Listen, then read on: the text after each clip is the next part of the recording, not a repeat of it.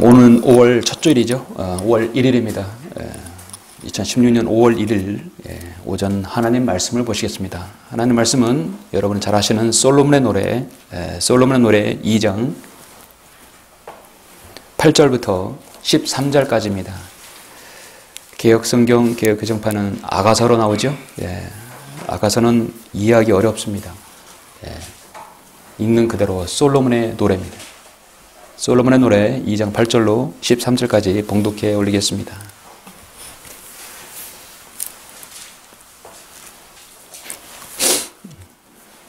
여러분은 그 일이 실현될 줄 믿고 또 마음으로 여러분 같이 읽겠습니다.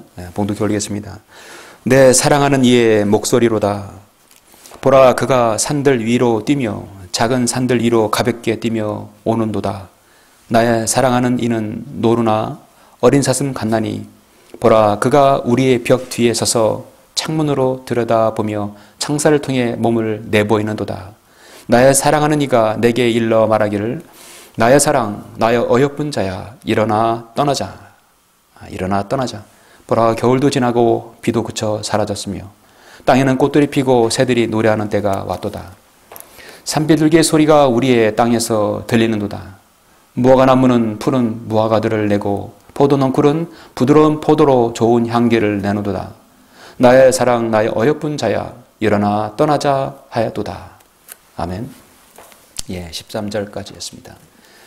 오늘 이 말씀을 위해서 함께 기도드리겠습니다. 우리의 구주이시며 우리의 신랑이신 위대하신 아버지 하나님, 주님께 참으로 감사를 드립니다. 예수 그리스도의 보혈로 구원받은 사랑하는 지체들 원근 각지에서 이 자리에 불러 모아주시고 우리 하나님께 영과 진리 가운데서 섬길 수 있도록 경배드릴 수 있도록 이 소중한 시간 허락해 주심을 감사합니다. 우리가 예수 그리스도를 주로 시인하고 주님을 우리 마음속에 응접했을 때 주님께서 우리를 하나님의 자녀로 삼아주시며 그와 동시에 우리는 예수 그리스도의 신부로서 주님께 청혼한 상태입니다. 이제 주님께서 우리를 위해 죽으시고 부활하시고 승천하셔서 다시 오마 약속해 주셨습니다. 우리는 주님의 재림을 손꼽아 기다립니다. 주님께서 이 땅을 심판하시고 이 땅을 다스리기 전에 우리를 먼저 저 셋잔으로 끌려 올려보낼 것입니다. 아버지 하나님, 오늘의 이 향상된 계시의 말씀을 저는 설교를 하려고 합니다. 주님께서 주님의 지혜로 이 말씀을 잘 설교할 수 있도록 인도해 주시고 오늘 말씀을 통해 다시 한번 위로와 힘을 얻을 수 있도록 주님께서 함께해 주시길 원합니다.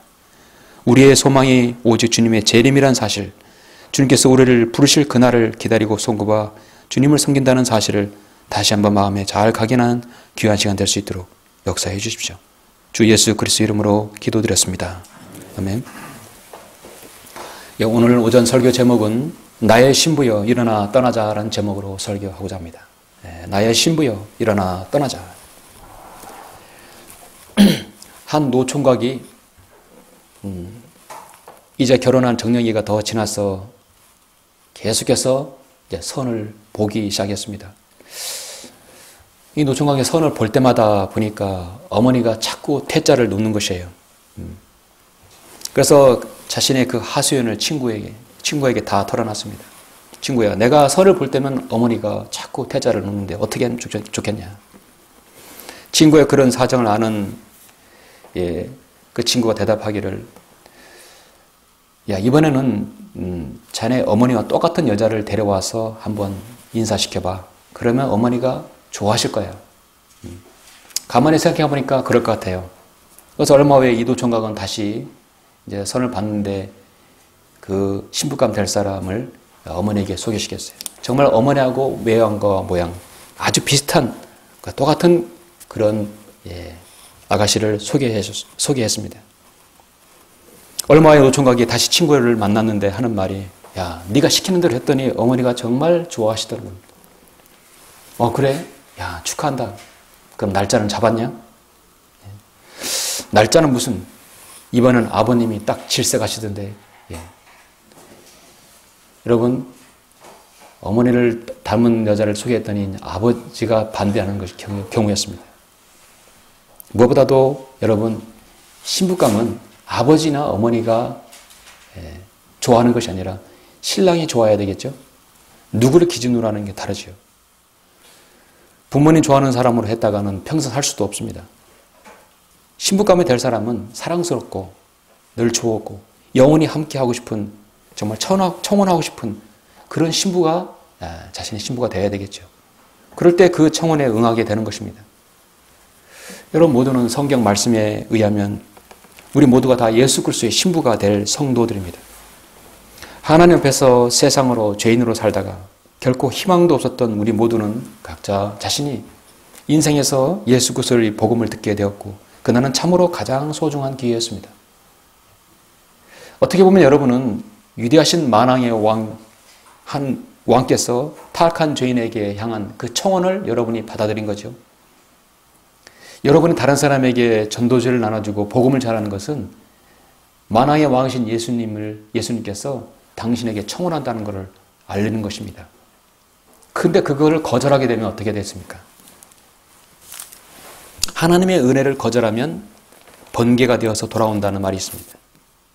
백마탄 왕자가 이름 없고 볼품 없고 세상에서 천하디천한 한 여인에게 청혼한 것과 같은 것이죠. 근데 여인이 잘난 것도 없고 가진 것도 없는데 백마탄 왕자를 거절한다면 그건 복을 차버린 것이죠. 여러분은 주님의 청혼에 모두 다 응한 사람입니다. 결국 주님의 신부가 된 사람들이죠. 우리가 하나님을 택한 것이 하나님께서 우리를 손을 내밀은 것이에요. 여러분은 거기에다가 응하고 믿겠습니다. 받아들인 것이죠. 고린도후서 11장 2절에 보니까 이는 내가 경건한 질투로 너에게 질투를 느낌이라. 내가 너희를 한 남편에게 정혼시켰나니 이는 한 순결한 천으로 너희를 그리스도께 바치려는 것이라. 사도 바울은 자신의 세운 교회를 통해서 많은 사람이 구원받고 또 교회 안에 들어왔을 때 내가 너희를 정혼을 시켰다. 정혼을 시켰다는 것입니다. 오늘은 5월의 첫날이고 첫 주일입니다. 이제 완연한 봄의 기운입니다. 이미 4월달에 피는 모든 꽃들은 다 피고 졌어요. 벚꽃들, 개나리, 진달래 다 졌죠? 그 5월에 피는 꽃이 있고 또 6월에 피는 꽃이 있습니다. 모든 꽃을 다 일거에 3, 4월에 피게 한다면 4월, 5월, 6월은 어떻게 되겠습니까? 하나님께서는 순차적으로 그 계절에 맞게 피고 지고 피고 지게 만들었죠. 5월, 6월 꽃들이 지면 이제 열매가들이 나오게 되어 있죠. 성경에서는 신부, 바로 교회라고 말씀하고 있습니다. 교회에 향하는 말씀이 여러 군데 있는데 그 중에 참으로 가장 아름다운 노래 중에 노래, 바로 저와 여러분에게 해당하는 그 노래가 오늘 본문 솔로몬의 노래 2장에 있는 말씀입니다. 전체가 해당하지만 그 중에 가장 핵심의 하이라이트는 2장에 있죠. 여자에게 있어서 가장 아름답고 행복한 날은 어느 때라고 보십니까? 꽃다운 순정과 순수함을 지닌 시대가 된다고 생각하십니까? 한참 지성과 미모를 겸비하는 아름다운 20대라고 생각하십니까? 세상에서 자신의 입지를 견고히 하는 커리어 우먼 30대, 중년의 중후함을 가진 40대, 50대, 노년의 황혼의 노년 60대. 어느 때가 가장 아름답고 설레는 날이라고, 설레는 때라고 생각하십니까? 중요한 건 여러분 나이가 아니라 그 사람에 있어서 인생에서 제 새로운 생애를 시작하는, 결혼을 앞두어서 결혼 날짜를 기다리고 있는 신부가 될 사람이 바로 그 여인이 가장 바로 아름답고 행복한 날이라는 것입니다. 그 당일 D-Day보다도 그 날을 기다리는 그 모든 여인이 나이와 관계없이 가장 아름다운 때라고 생각합니다. 그 누구보다도 사랑하는 사람과 아름다운 교제가 있을 것이고 그날을 기다리는 설레임이 있을 것이고 기대와 행복감, 앞으로의 정말 장밋빛 계획들, 이 세상 누구도 부러울 것이 없는 때가 바로 결혼식 날짜를 기다리는 신부가 아닐까 생각합니다. 가장 아름답게 가꾸어야 할 때, 가장 신랑 될 사람과 아름다운 교제 가운데 있는 그 시간일 것입니다. 성경적으로 말하면 지금 주님의 재림이 임박했고 신랑 되시는 주님께서 다시 오셔서 저와 여러분을 데려가실 바로 그 시점, 지금이죠? 그렇게 주님을 기다리던 많은 믿음의 선진들이 다 잠이 들어가고 있습니다. 다 먼저 죽었고 그들은 잠들었습니다. 지금 우리가 남아 있습니다. 7교회 시대가 있죠. 에베소, 서마나, 버가모, 두라디아, 사대, 필라델피아, 그리고 마지막 라우디게아. 모든 교회 시대들이 주님의 재림을 기다렸지만 모두 다 잠들었고 이제 라우디게아 바로 주인공, 바로 저와 여러분들이 지금 이 자리에 있는 것입니다. 그동안 우리는 고난과 역경도 있었고 또 주님을 위해 당하는 여러 가지 수고와 헌신적인 어려움도 있습니다. 가장 주님을 사랑하는 마음과 기대와 교제가 있고 무엇보다도 가장 향상된 계시의 말씀, 바른 말씀의 진리를 여러분의 손에 지금 쥐어지고 있는 것입니다. 어떻게 보면 이 교회 시대에 이 라우디게아의 끝자락에 있고 주님을 바로 섬기는 여러분이야말로 저는 가장 행복한 그리스도인이 아닌가 생각합니다. 행복에 겨운 그리스도인이다 믿고 싶습니다. 주님의 재림을 소망하는 우리 여러분 모두에게 오늘 솔로몬의 노래 2장이 여러분에게 힘을 얻고 또 위로가 되는 말씀이라고 여겨집니다. 본문 1장 1절에 보니까 뭐라고 기록되어 있습니까? 노래들 중에 노래니 이는 솔로몬의 노래라. 솔로몬의 노래. 노래 중에 노래, 가장 아름다운 노래죠. 사랑의 고백입니다. 개역 개정판에서는 아가서, 중국 가차식 표기입니다. 아가서가 대체 무슨 말씀인가 처음 듣는 사람은 모르게 되어 있죠. 열왕기상 4장 32절에 보면 솔로몬은 3,000편의 잠언을 지었다. 또 1,005편의 노래를 지었다고 말씀하고 있는데 그 1,005편의 노래 중에 가장 귀한 노래가 바로 이 솔로몬의 노래라고 말씀하고 있죠.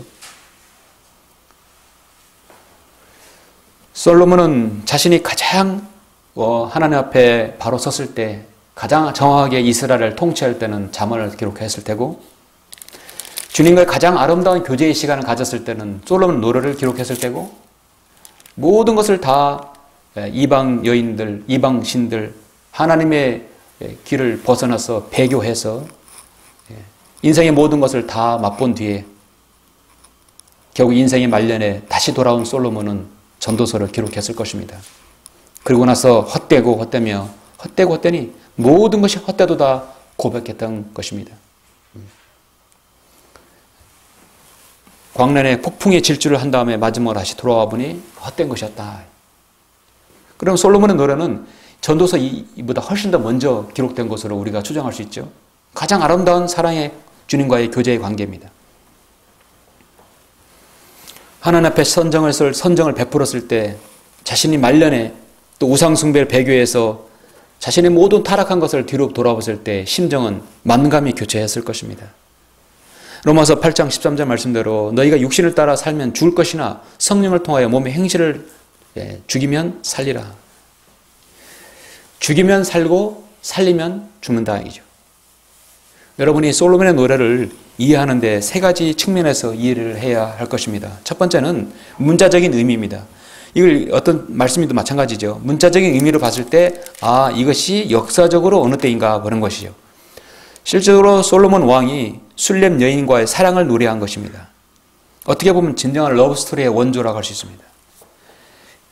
그들의 애절하고 사랑하는 그 피를 우리는 많은 부분에서 문자적으로 볼 수 있어요. 그 다음에 보는 것은 교리적인 측면이죠. 마찬가지입니다. 성경을 볼 때 두 가지는 교리적인 측면. 이 말씀이 유대인인가 교회인가 아니면 대환란 때인가 아니면 천년 왕국 때인가. 솔로몬은 예수 그리스도를 예표합니다. 술렘 여인은 바로 교회를 예표합니다. 술렘 여인은 흑인, 바로 함족입니다. 우리는 이방인이었죠. 이방인 여인과 함께하는 그 아름다운 그 교제를 바로 예수 그리스도께서 이방인 신부를 얻는 것과 동일하게 예표를 보여주고 있습니다.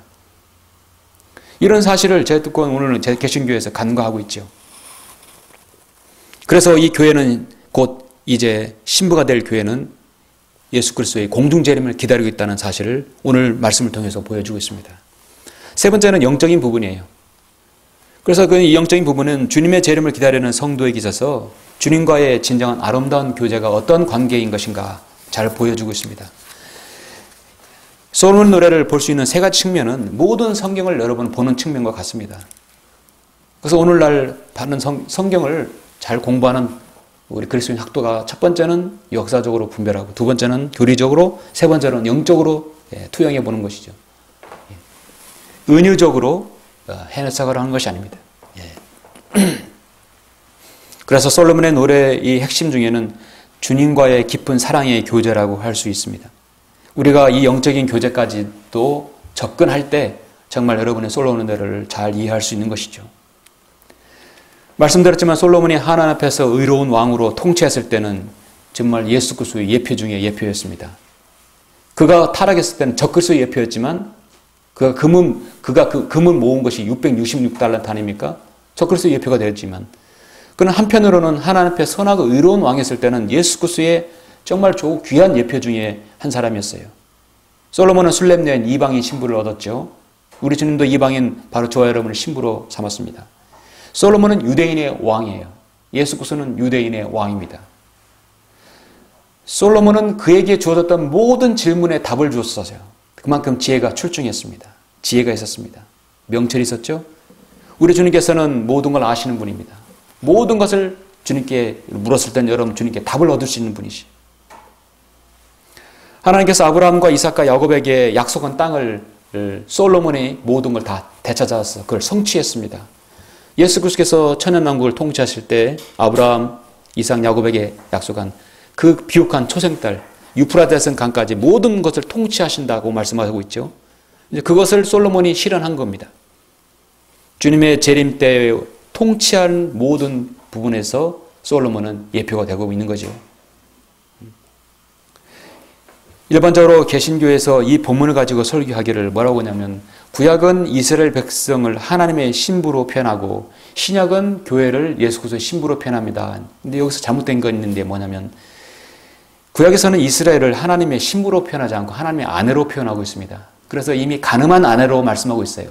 우리는 아직 결혼하지 않는 아직 정혼한 신부인 것이죠. 우리는 아직 혼인식을 치르지 않았어요. 이제 올라가서 치를 겁니다. 예. 그것이 다르죠. 오늘 저는 말씀 제목을 나의 신부여 일어나 떠나자.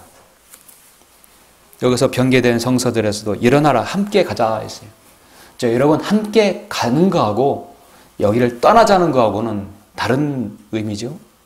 자, 더 이상 이 자리에 있지 말자. 이 자리에 떠나자는 것이죠. 더 이상 여기에 미련을 두지 말자 하는 것입니다. 개역 개정판 개혁성에서 함께 가자 하는 거하고 의미가 다르죠.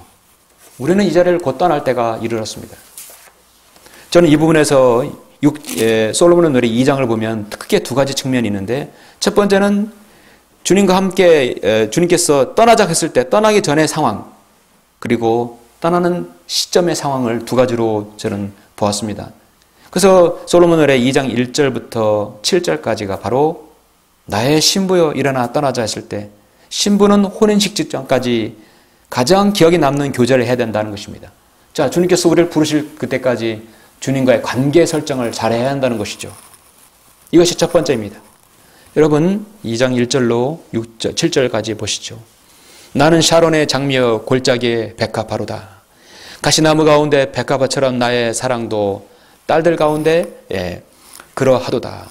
숲의 나무들 가운데서 가운데 사과나무처럼 나의 사랑하는 이도 아들들 가운데 그러하도다. 내가 큰 기쁨으로 그의 그늘 아래 앉았으니 그의 과일은 내 입에 달콤하였도다. 그가 나를 잔치집으로 안내하였으니 내 위에 나붓기는 그의 깃발은 사랑이었도다. 건포도 과자로 나에게 힘을 돋우고 사과로 나를 위로해 주소서. 내가 사랑으로 병이 났나이다. 일명 우리가 하는 상사병이라고 하죠. 사랑으로 병이 났어요. 그의 왼손이 내 머리 아래에 있고 그의 오른손이 나를 껴안는도다. 오 너희 예루살렘의 딸들아 내가 노루들과 들의 암사사슴들로 너희에게 부탁하노니 그가 원하기까지는 내 사랑을 흔들지도 말고 깨우지도 말라. 그가 원하기까지는 신랑이 신부를 향한 그 애절한 사랑을 표현하고 있습니다. 나는 샤론의 장미여 골짜기에 백합화로다. 나는 샤론의 수산화가 개혁성 수산화인데 수산화가 아니라 바로 샤론의 장미입니다. 주님께서는 샤론의 장미에 골짜기에 백합화라 했죠. 예. 신부가 될 처녀에게 있어서 신랑 될 사람과의 교제는 참으로 아름다운 교제의 시간이 되어야 할 것입니다. 결혼식 전날까지 계속 티격태격 예물 가지고 뭐 가지고 싸우게 되면 결혼식은 아름다운 결혼식이 되겠습니까? 평생 반려자로 삼을 사람을 세상에 있는 부귀와 세상에 있는 가치관으로 기준을 삼다면 그 결혼은 오래가지 못할 것입니다.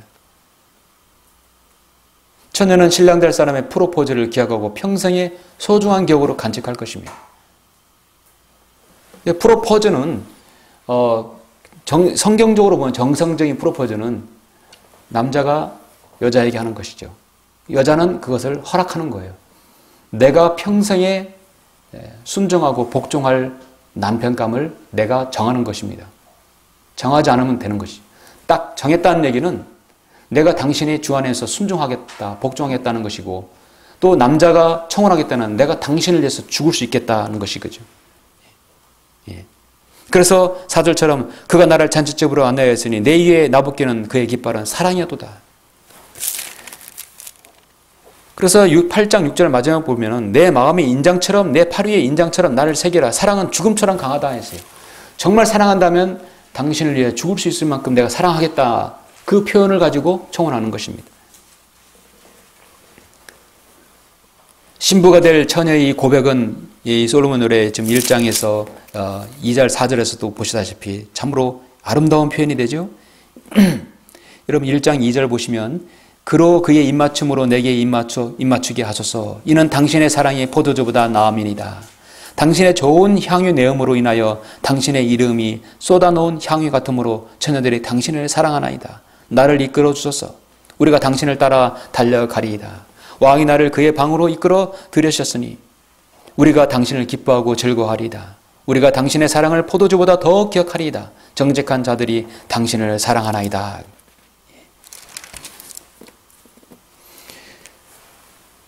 여러분이 예수 그리스도를 만나기 전까지는 우리는 이 땅에서 주님과의 교제 가운데 잘 설정이 되어야 합니다. 자, 이 지역교회 안에서 성도의 아름다운 교제뿐만 아니라 그 이전에 여러분과 주님과의 교제도 중요하죠. 교제의 최절정은 2장 6절에서 그의 왼손이 내 머리 아래에 있고 그의 오른손이 나를 껴안는도다. 가장 밀착한 교제를 보고 있는 것입니다. 가장 친밀한 교제를 보고 있는 것이에요. 그렇게 하고 주님께서는 지금 셋째 하늘로 올라가신 거예요. 이제 신부는 신랑이 오기를 기다리는 것입니다. 하나님께서는 세상에 공개적으로 자신을 초림 때 제시하였어요. 계시했어요. 나는 세상의 빛이라 하고 무차별적으로, 무제한적으로 수고하고 무거운 짐진 자들아 다 내게로 오라. 내가 너희를 쉬게 하리라. 쉬게 하리라. 그 세상에 수고하고 무거운 모든 짐진 자는 다 내게로 오라 하겠습니다. 무차별적인 주님의 초청입니다. 이스라엘 백성이 거부하자 주님께서 그렇게 하셨어요. 초청하시고 그 주님을 바라보고 주님을 주로 고백하면 그 즉시 그들은 초림 때 그들은 구원받는 것입니다. 그리고 우리를 위해 십자가에 죽으시고 부활하셔서 올라가셨어요. 그리고 주님께서는 이제는 셋째 날 내려오기 전까지 자신을 믿는 성도에게만 자신을 드러내 보이십니다. 성령님을 통해서 주님의 뜻을 전달하시는 것이죠. 하나님의 말씀을 통해서요.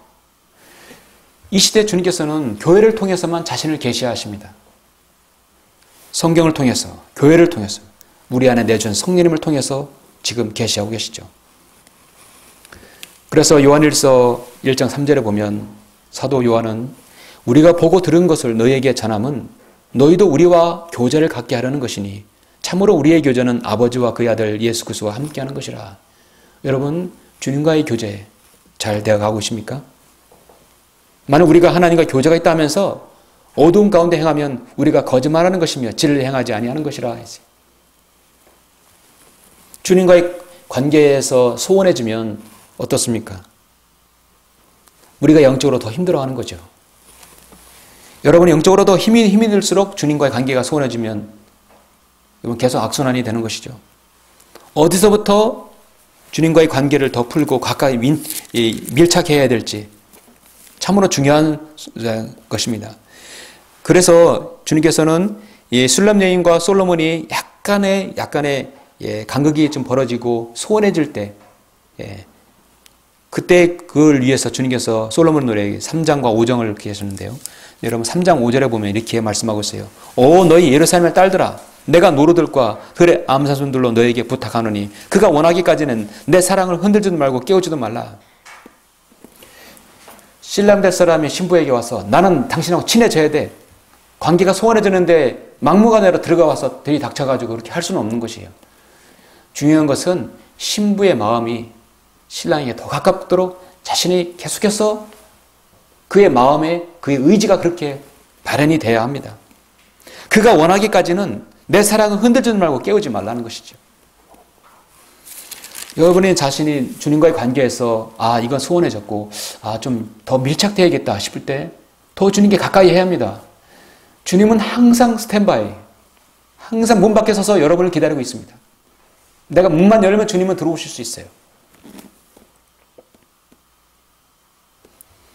여러분 5장 2절에 한번 보시면 내가 잘지라도 내 마음은 깨어있나니 두드리는 것은 내 사랑하는 음성이라 말하기를 나의 누이 나의 사랑 나의 비둘기 나의 더럽히지 않는 이야 내게 문을 열어다오. 나의 머리는 이슬로 나의 머리털은 밤이슬로 가득하도다. 주님을 바깥에서 세워놓고 이슬 맞도록 세울 수는 없지요. 문을 열어다오. 주님께서는 여러분과 늘 교제하기를 원합니다. 문제는 내가 문을 걸어 잠그고 열지 않는 것이 문제죠. 내 죄, 내 게으름, 나의 육신적이고 인간적인 걸로 인해서 주님과 관계가 멀어지는 것은 내 탓이 아니라 주님의 탓이 아니라 내 탓이죠. 주님께서는 이슬이 맞도록 밤이슬이 맞도록 지금 머리털에는 더 젖은 가운데 우리가 주님과 가까이 하기를 원하고 계십니다. 3절 보니까 내가 나의 겉옷을 벗었으니 어찌 다시 입으리요. 내가 나의 발을 씻었으니 어찌 다시 더럽히리요. 나의 사랑하는 이가 문구멍으로 그의 손을 들이미니 그에게로 내 마음이 움직였도다. 기회를 더 주는 거죠. 내가 나의 사랑하는 이에게 문을 열어주려고 일어나니 내 손에서는 몰락이 떨어지고 내 손가락에서는 향기로운 몰락이 문 손잡이 위에 떨어지는 도다.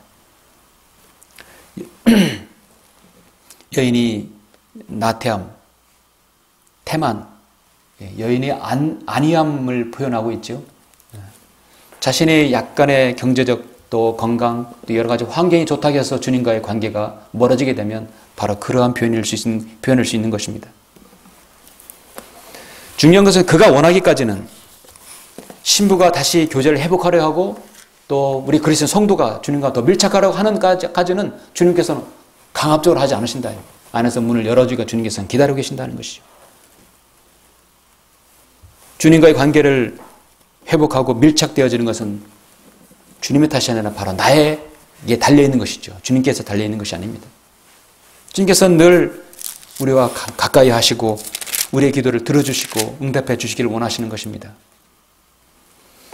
그래서 주님께서 8장 6절에 보면 내 마음의 인장처럼 내 팔이 인장처럼 나를 새기라. 사랑은 죽음처럼 강하고 질투는 음부처럼 잔인하니 그것의 숯은 불타는 숯 곧 심히 맹렬한 불길을 가진 것이라.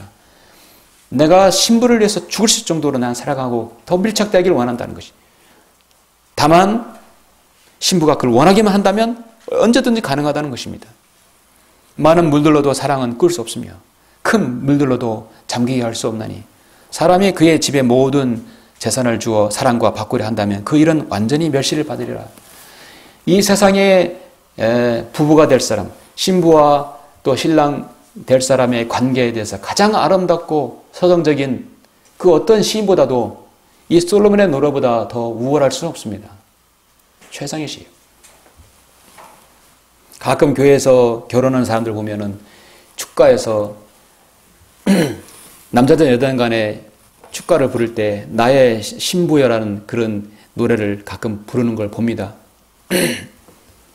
세상에서 알려진 심수봉이라는 가수가 그가 부른 노래가 하나 있죠. 2011년에 발표한 나의 신부여. 그 노래 곡을 한번 설교를 준비하다가 한번 봤어요. 그 가사가 완전히 솔로몬의 노래 개역 성경을 그대로 베낀 것이었더라고요. 그 가사가 바른 말씀을 통해서 했다면 더 성경적이고 더 아름다운 사랑의 고백이 될 것입니다. 근데 많은 사람들이 그의 노래를 좋아해요. 참으로 좋아해요. 그런데 그 가사가 어떠한 내용인지 사람들은 무지합니다. 저는 그가 그리스도인인지 아닌지는 저는 확인할 수는 없었지만 그 가사 신부를 향한 그 축하하는 그 의미의 노래가 성경 솔로몬 노래에서 그대로 다 베꼈더라고요. 두 사랑의 신랑 신부를 향한 아름다운 가장 서정적인 가장 아름다운 노래가 바로 솔로몬의 노래이죠. 그 중에 바로 6장, 바로 오늘 본문의 2장인 것입니다. 여러분과 주님과의 교제는 주님께서 계속 기다리고 계십니다. 제가 개인적으로 최근 하나 정말 절실히 깨달은 것이 중에 하나는 이 모든 설교자, 이 땅에 있는 모든 설교자들, 사역자들은 일주일생이죠. 일주일 삶이. 일주일 주일이 끝나면, 주의 첫날이 끝나면 또 한 주일 동안 또 하나님의 말씀은 어떤 것을, 무엇을 준비해야 되는가. 이 세상에 일어나는 일들을 통해서 성경을 통해 어떻게 시각, 관념을 또 생각을 가져야 되는 것인가. 가장 중요합니다. 어떻게 하나님의 말씀을 전달할 것인가. 어떻게 보면 일주일이 설교를 준비하는 삶이고 일주일 자체가 설교를 하는 삶이라고 생각해 줍니다. 그것이 모여서 한 달이 되고 그것이 1년이 되고 그것이 전생애가 되겠죠. 예. 어떻게 보면 제가 깨달은 것 중 하나는 전생애가 설교자로 섰다면 설교를 준비하는 삶이 되고 전생애가 설교하는 삶이 되어야 된다고 하는 것이죠. 저도 그렇게 되기를 원하는 것입니다. 여러분의 삶도 여러분의 하루, 여러분의 일주일이 주님과의 교제하는 삶, 그 삶이 여러분이 하나님을 섬기는 삶, 그 삶이 모였을 때 한 달, 1년, 그 남은 전 생애가 여러분의 주님과의 교제의 생애, 교제에 또 하나님을 섬기는 삶이 되는 것이죠. 나의 신부여 일어나 떠나자. 오늘 두 번째 가장 중요한 신부는 정결하고 위엄있게 그날을 기다려야 한다는 것입니다. 그것은 곧 나의 어여쁜 자야 일어나 떠나자. 그 날이 올 것이다. 이 것이죠. 여러분 오늘 본문의 말씀 솔로몬의 노래 2장 8절로 13절 보시면 내 사랑하는 이의 목소리로다. 드디어 목소리가 들립니다. 보라 그가 산들 위로 뛰며 작은 산들을 가볍게 뛰며 오는도다. 나의 사랑하는 이는 그가 이렇게 뛰며 온다는 것은 얼마나 그 신부를 맞이하고 싶은 그 마음이 있다는 걸 알 수 있죠. 나의 사랑하는 이는 노로나 어린 사슴 간다니 보라 그가 우리 벽 뒤에 서서 창문을 들여다보며 창살을 통해 몸을 내보이는도다. 여러분 우리가 사는 이 대기권 위에서 첫째 하늘이 있어요. 일명 스카이라고 하죠. 그다음 둘째 하늘 태양계, 둘째 하늘과 셋째 하늘은 거대한 물층이 있습니다. 어떤 인간의 우주선으로도 들어갈 수 없는 우주선, 그리고 물층을 지나서 셋째 하늘 낙원이 있습니다. 셋째 하늘에서 둘째 하늘을 넘어오려면 큰 창을 통해서 나오게 되어 있어요. 성경에서는 이 창문이라는 말씀을 많이 하고 있어요. 창세기 7장 11절에서 하늘의 창문을 열어서 물들이 터지게 해서 홍수가 났다고 말씀하고 있습니다. 말라기 3장 10절에서 창문이라고 말씀하고 있어요. 네, 창문을 열어서 축복해 주겠다고 했습니다. 그러므로 이 창문이라는 말씀은 셋째 하늘에서 이 땅에 내려오는 그 통과하는 바로 그 통과하는 통로로 말씀하고 있는 것이죠. 지금 우리 주님께서는 우리 벽 뒤에 서서 창문을 들여다보며 창살을 통해 모분을 내보이는 거죠. 주님께서 이 땅에 공중 재림하기 직전의 모습입니다. 그때가 언제냐? 보라, 겨울도 지나고 비도 그쳐 사라졌으며 땅에는 꽃들이 피고 새들이 노래하는 때가 왔도다. 보라, 겨울도 지나고 비도 그쳤다는 것입니다. 겨울이 그쳤다. 봄이 왔다는 것입니다. 신부가 될 이 처녀, 바로 우리 그리스도인 모든 성도는 우리의 몸가짐을 그 어느 때보다도 정결하게 가꾸어서 바로 이 날을 기다릴 것입니다. 자, 이 날은 바로 우리 그리스도인의 휴거라고 말하는 그 휴거 때이죠. 오순절 때라고 말하는 것입니다. 신약교회 시작은 오순절날 시작했죠. 성령 강림함으로써 신약교회가 시작되었습니다. 출애굽기 19장 11절에 보면은 우리 주님께서 유대 종교력으로 셋째 달에 그 율법을 주어졌어요. 출애굽기 19장 11절에 보면 이렇게 말씀하고 있는데요. 셋째 날을 대비하라. 이는 셋째 날에 주가 온 백성의 목전에서 시내산 위에 내려갈 것입니다. 그래서 여러분 출애굽기 19장 11절에 셋째 날을 대비하라는 얘기는 주님의 재림을 예표하는 말씀입니다. 그것이 바로 셋째 달은 오늘날 우리가 살고 있는 이 시대의 태양력으로 5월달, 6월달이 사이인 것이죠. 사도행전 2장에서 오순절에서 3,000명이 구원받았습니다. 그때 성령님께서 강림하셔서 교회가 시작되었죠. 솔로몬의 노래를 통해서 우리가 알 수 있는 그리스도인의 들림받는 휴거는 봄에 있을 것이라고 보여주고 있습니다. 이 세상에서 킹 제임스 성의 최고의 권위자이자 지난 4월 20일 날 주님 본향으로 돌아간 러커만 목사님 확신합니다. 그날은 5월달, 6월달 사이가 될 것이다. 그날이 아니라면 다른 날을 누군가가 대시하며 보라. 나는 날짜를 얘기하는 것이 아니라 때를 얘기하는 것이다. 그날은 확신할 것이다 하겠어요. 그 확신 가운데 그 앞을 두고 먼저 부름 받았어요. 계속해서 보시면 무화과나무는 13절에서 푸른 무화과들을 내고 포도 넝쿨은 부드러운 포도로 좋은 향기를 내는도다. 나의 사랑 나의 어여쁜 자여 일어나 떠나자. 다시 강조하고 있죠. 자, 푸른 무화과들을 낸다 했을 때 늦은 봄을 얘기하는 것이죠. 마태복음 24장에서 32절에 보면은 무화과나무의 한 비유를 배우라. 그 가지가 유연해지고 잎이 나오면 여름이 가까운 줄 너희가 아나니. 바로 늦봄과 빠른 이른 여름인 것이죠. 바로 5월과 6월 사이. 더 자세히 말하면 5월 말과 6월 초 사이라고 할 수 있죠. 13절과 12절을 통해서 주님의 재림, 바로 주님께서 공중재림하셔서 저와 여러분을 데려가실 그 봄의 휴가가 임박해 왔다는 것입니다. 저는 지금 올해 2016년을 말하는 것이 아닙니다. 때를 말하는 것이죠. 말씀드리는 겁니다. 이런 나를 위하여 의의 면류관이 마련되어 있어 의로운 재판관이신 주께서 그날에 그것을 내게 주실 것이며 나뿐만 아니라 그의 나타나심을 사모하는 모든 사람에게도 주실 것이라. 우리는 어떻든 간에 언제든 간에 올해든 내년에든 그 언제든 우리가 살아있는 동안 주님께서 우리를 부르실 거라고 믿고 있습니다.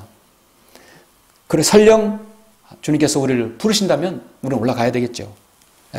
우리가 이 땅에서 사는 동안 부르신다면 우리는 먼저 잠들 수 있겠죠. 휴가는 랩처라고 합니다. 성경에 나온 용어는 아니지만 성경에서 그거를 말씀하고 있기 때문입니다. 삼위일체라는 말은 성경에 없지만 아버지와 아들과 성령님, 이것은 분명히 성경에서 말씀하고 있는 교리입니다.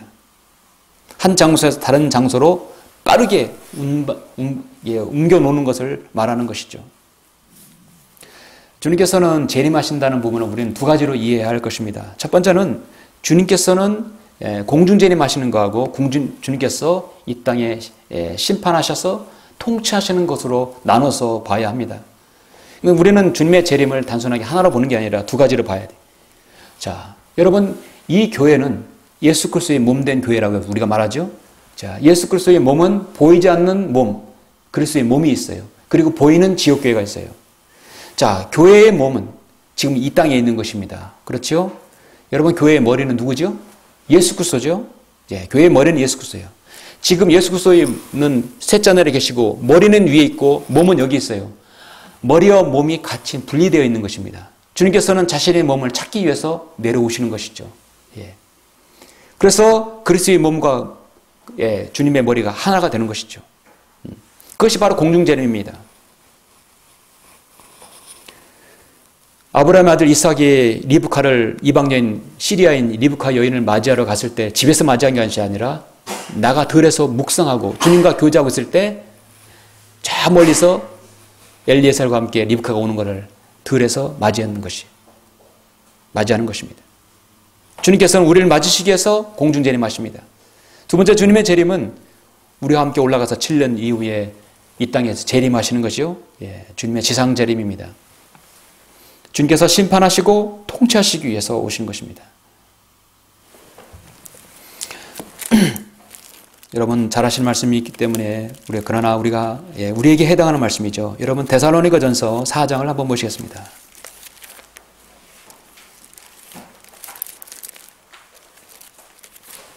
데살로니가전서 4장 15절 보시죠.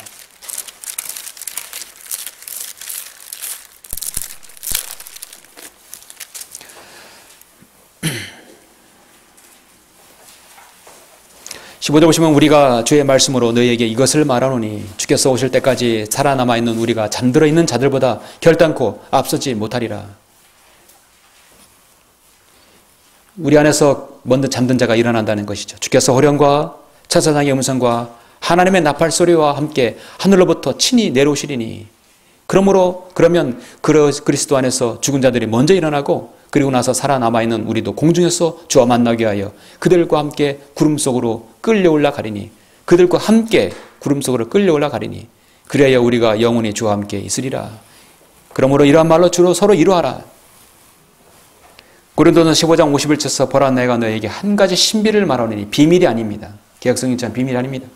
우리가 다 잠잘 것이 아니요 오히려 우리가 모두 변화될 것이니 마지막 나팔에 눈 깜짝하는 순간에 그러하리라.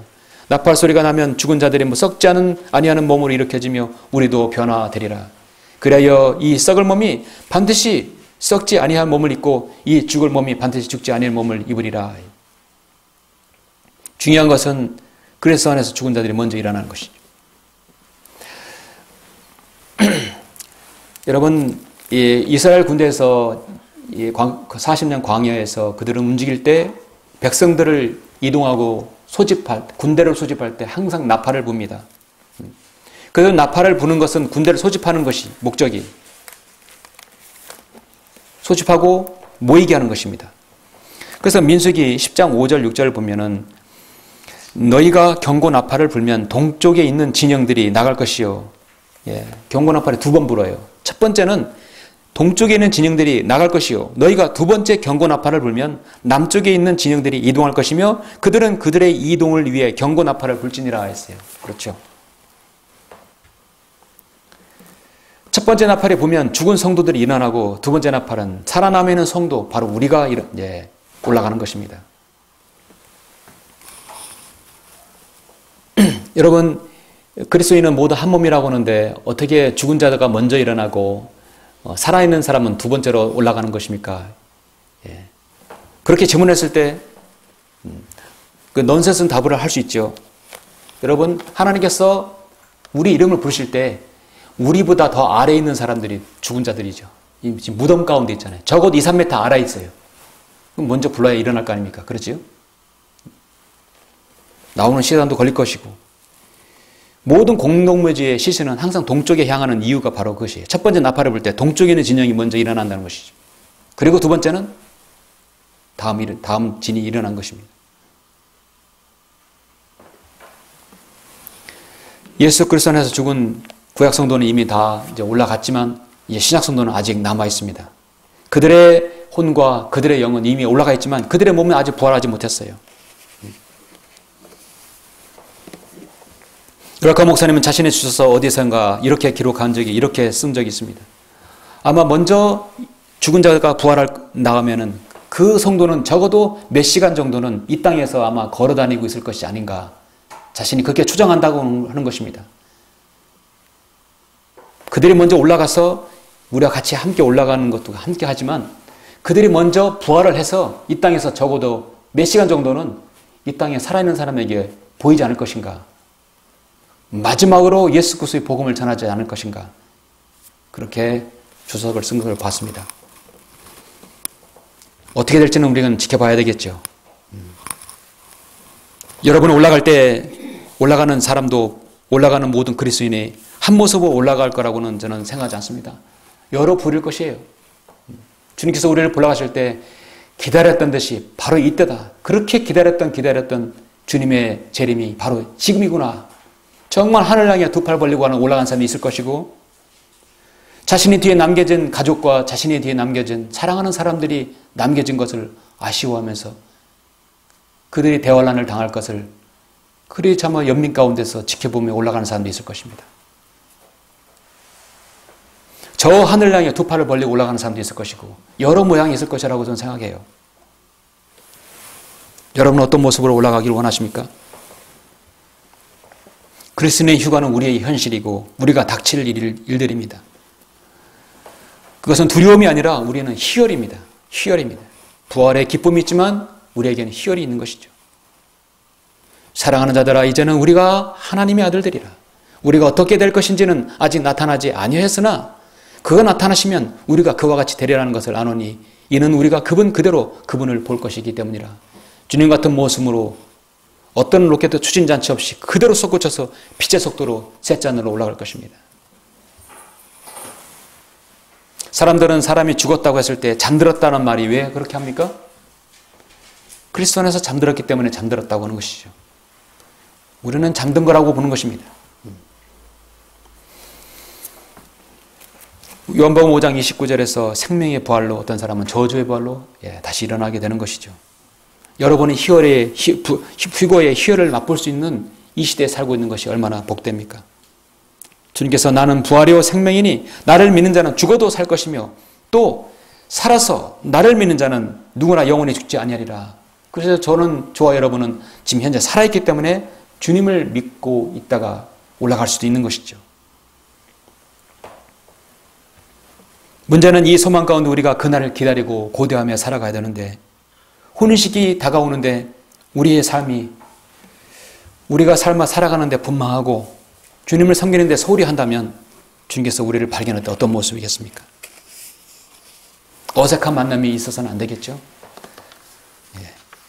어제 만난 것처럼 어제 그렇게 긴밀하게 교제했던 것처럼 그런 눈빛으로 만나야 되겠죠. 당황하듯이 왜 이렇게 주님 빨리 오셨습니까? 이제 잘 하려고 하는데 그런 마음이 돼서는 안 되겠죠. 솔로몬의 6장 4절에서 10절에 보면은 우리가 어떤 모습으로 또 발견되길 원하십니까? 6장 4절에 보니까 오 나의 사랑아 너는 티르사같이 아름답고 예루살렘같이 보기 좋으며 깃발을 든 군대처럼 위엄이도다. 우리의 모습은 때로는요 우리 연약한 가냘픈 신부가 아니라 때론 위엄 있는 군대의 모습으로 보여지는 것입니다. 계속해서 영적 전쟁을 싸우고 우리의 몸에는 화해 냄새가 풍기는 것이죠. 10절에 보니까 아침처럼 비치고 달처럼 고우며 해처럼 맑고 깃발을 든 군대처럼 위엄 있는 여자는 누구인가? 위엄 있는 여자는 누구인가? 바로 여러분의 모습입니다. 끊임없이 내 죄와 나에게 엄습하는 죄와 마귀들과 영적 전쟁에서 싸움을 치르는 그리스도의 문. 우리의 군인의 모습은 계속해서 전쟁을 치르는 모습이었는 것입니다.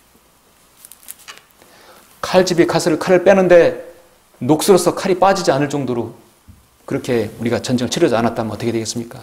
우리의 칼은 서슬퍼렇고 양날에 서 있는 것이죠. 우리의 몸에는 계속해서 전쟁을 치른 흉터가 있는 것이죠. 위험이 있는 군대의 모습입니다. 사랑하는 성도 여러분, 오늘 솔로몬의 노래의 마지막 8장 13절 14절을 보시면 동산에 거하시는 당신이여 동료들이 당신의 음성에 경청하나니 나로 그것을 듣게 하소서. 나의 사랑하는 이여 서두르소서. 향기나는 산 위에 있는 노루와 어린 사슴같이 되소서. 빨리 오십시오 라는 그 고백이 마지막에 이룹니다. 얼마나 사모하면 빨리 오겠습니까? 이게 결국 술렘 여인의 마지막 해피엔딩이 결국 이것이 바로 우리의 기다림이고 우리의 노래인 것입니다. 여러분 성경에서 마지막 기도가 무엇입니까? 요한계시록 22장에서 보라 내가 속히 오리라. 이 책에 내 말씀을 지키는 자는 복이 있도다. 12절에서 보라 내가 속히 오리니 내가 줄 상이 내게 있어 각 사람에게 그의 행위에 따라 주리라. 이런 일들을 증거하신 분이 말씀하시기를 반드시 내가 속히 오리라 하시니라. 아멘 그러하옵니다. 주 예수 오시옵소서. 아멘 그러하옵니다. 주 예수 오시옵소서. 이 기도가 솔로몬 노래 8장 마지막 나의 사랑하는 이여 서두르소서. 서두르시오. 여러분의 기도이죠? 예. 그러나 우리의 몸은 아직 구속받지 못했습니다. 아직 우리 육신의 장막을 벗지 못했습니다. 로마서 8장 말씀대로 우리는 속으로 신음하며 양자되는 것, 우리 몸의 구속을 기다리고 있습니다. 이 땅의 모든 피조물도 그 날을 기다리고 있는 것입니다. 그러므로 고린도전서 6장 19절 말씀대로 너희 몸은 너희가 하나님부터 받은 바 너희 안에 계신 성령의 전인 것을 알지 못하느냐. 너희는 너희 자신의 것이 아니니라. 우리는 우리의 몸이 아니죠. 너희는 값을 치르고 산 것이니 그러므로 하나님의 것인 너희 몸과 너희 영으로 하나님께 영광을 돌리라고 말씀하고 있습니다. 결론적으로 방금 말씀드렸듯이 주님께서 다시 오시면 값을 주고 사신 그 소유로 우리를 구속하실 것입니다. 우리는 주님의 것이 다시 돌아가는 것이에요. 주님의 신부가 된다는 것은 주님과 한 몸이 된다는 것이죠. 여러분은 대한민국 국민이라도 우리의 시민권은 하늘에 있습니다. 우리가 그것으로부터 오실 구주이신 주 예수 그리스도를 기다리고 있으니 그가 만물을 자신에게 복종시키는 그 능력의 역사로 인하여 우리의 처한한 몸을 그분의 영광스러운 몸같이 변모시키리라. 이 땅에서 세상에 알지 못하고 인정하지 못하고 우리를 알아주지 못해도 우리는 정말 이 땅에서 천한 몸이라도 그분의 영광스러운 몸같이 우리를 변모시켜 주실 것입니다. 이것이 우리의 복된 소망이 아닙니까? 요한일서 3장 말씀처럼 그분이 정결하신 것처럼 너희도 자신을 정결케 하라고 말씀하고 있습니다.